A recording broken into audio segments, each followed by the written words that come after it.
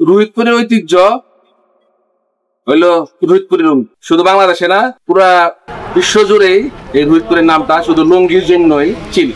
আমরা পেয়ে গেছি রোহিতপুরের শরীফ লুঙ্গির শরীফ ভাইকে।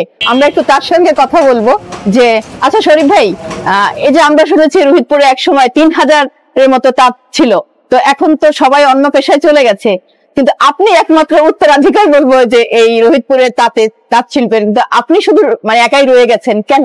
চিনি আমি কেন ধরে রাখছি, আমি একজন তাঁতের সন্তান। আমি তাঁত, আমার বাপ দাদার পেশাই ছিল লুঙ্গি, মানে লুঙ্গি বুনাই। আর আমি একজন ব্যবসায়ী হিসাবে ধরে রাখার উদ্দেশ্য হলো আপনার রোহিতপুরে লুঙ্গিটা মানে একদম বিলুপ্ত হয়ে গেছে। মানুষ অন্য অন্য পেশা চলে গেছে। আগে যে রকম মানে উৎসাহ উদ্দীপনা নিয়ে কাজ করতো সেটা এখন নাই, কারণ আগের মতো লাভ নাই। আর একটা লুঙ্গির পিছনে পুরা ফ্যামিলি পরিশ্রম, শ্রম দেওয়া লাগে, সবার শ্রম দেওয়া লাগে। সেই হিসাবে মানে ওই রকম পায় না, আপনার মজুরিটা পায় না। একটা রোহিতপুরের লুঙ্গি কাস্টমার চায়, আমি যেন হাতে তৈরি রোহিতপুরের লুঙ্গি, আমার হাত দিয়ে যেন রোহিতপুরের লুঙ্গিটা তাদেরকে দিতে পারে।